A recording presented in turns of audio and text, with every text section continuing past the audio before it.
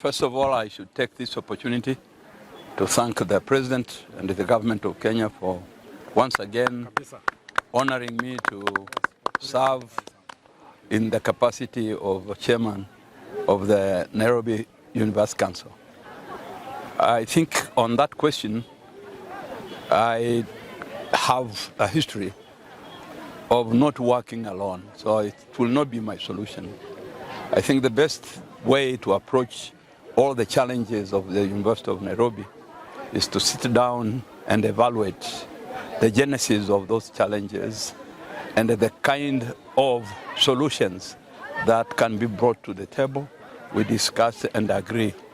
It is not going to be rocket science to find a solution because the students in all universities, Nairobi and the others included, they are our students. They are Kenyans studying in public universities as well as private universities.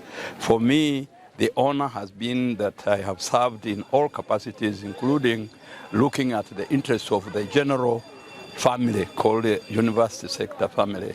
I know the challenges that each university faces, especially when it comes to how to ensure that the students' interests are served. When a student goes to the university, he goes there to study, but he must study under good lecturers and lecturers who are dedicated. And they must also study when they are living in conditions which are conducive to acquiring knowledge. All these are challenges which currently we face, but they are not isolated. And they are also not facing Kenya alone. I think worldwide higher education in this time of our history is being challenged by a number of issues, including the ones we observe here. And we're not going to ban the universities and break it down. We're going to find a solution and ensure that our universities, especially the University of Nairobi, which is the mother and the father of all the university system in Kenya, cannot be allowed to go under. So I'll put every effort I have, every experience I have, and bring together our council, because it's not one member council, it is a council of several others. I make sure I consult relevant authorities from the government as well as private sector and all interested parties and stakeholders, because that's how we will get the best solution, and then ensure that as anyone enters the university, including the students of the University of Nairobi and the students of any other university, both public and private, we must learn how to own the university, because the universities are our agenda. So I am going to sit on that chair, not because I have solutions, quick solutions, but because I have a good ear, I have a good mind, and I'm going to listen objectively to all those parties who are going to bring their views on board, and that together we will solve the problem. Well, the students from Korea, the first thing I can say about students from Korea is that I'm a Korea student. I was born here. I went to school here, primary school, secondary school. By the time I was relocating to high school and the university, I was coming back to Korea. And I have been a native of this place. I have interacted with all the schools. Some of the schools which started when our time was only 4 schools.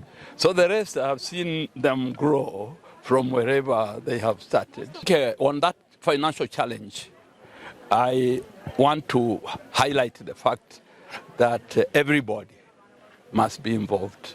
Sometimes, we think that it's only the government's responsibility.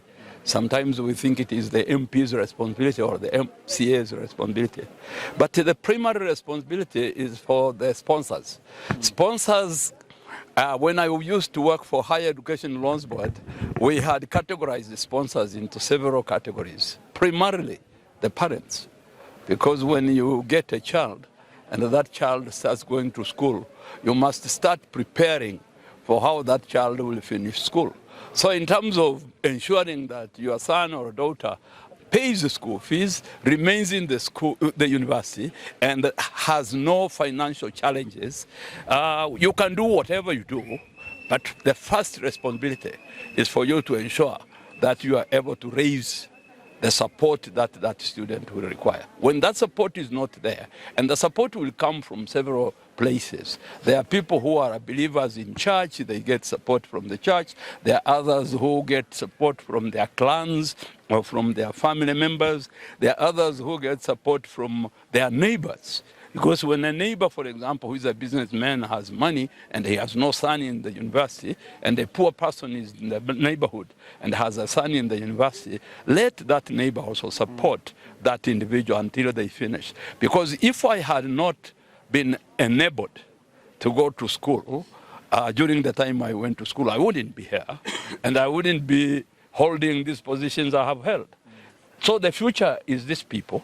We cannot let them rot, and we cannot let them suffer in the university so that they don't pass well. We need them to pass well. And we're going to work together with all the relevant authority as well as the stakeholders, starting from parents.